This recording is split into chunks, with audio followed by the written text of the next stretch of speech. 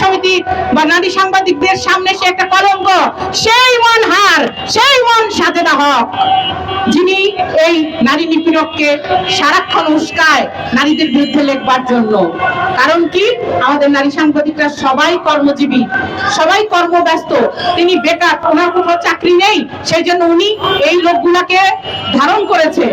উনি নামে নারী কিন্তু ধারণ করে পুরুষকে, পুরুষের মতো করেই কথা বলে, পুরুষের মতো করেই নারীদেরকে উনি নানাভাবে অসম্মান করে, যা আমাদের কাম্য নয়।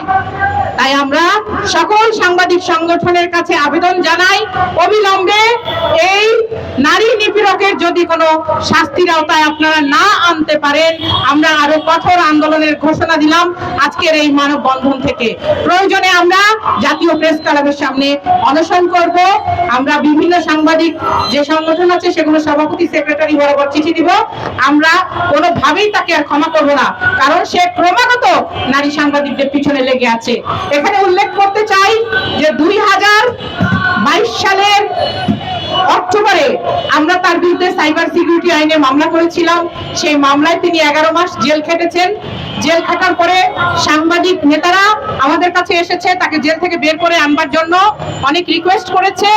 আমি এক পর্যায়ে সিদ্ধান্ত নিয়েছি, ঠিক আছে, যথেষ্ট শাস্তি হয়েছে, এখন যদি সাংবাদিক নেতারা এটা জিম্মা নেয় তাহলে তাকে বের করে আনবো।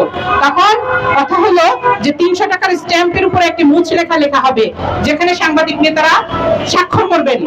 সেই রকম কাজ হলো, একটা 300 টাকার স্ট্যাম্প আনা হলো, প্রেস ক্লাবে বসে সেখানে সিগনেচার করেছেন আমাদের কুদ্দুস আফাদ ভাই, সাংবাদিক নেতা ওমর ফারুক ভাই, সাংবাদিক নেতা আজিজুল ইসলাম ভুঁইয়া, মঞ্জুরুল হাসান বুলবুল, সোহেল হায়দার চৌধুরী, আক্তার হোসেন, সুমন ইসলাম সহ 7-8 জন সাংবাদিক নেতৃবৃন্দ।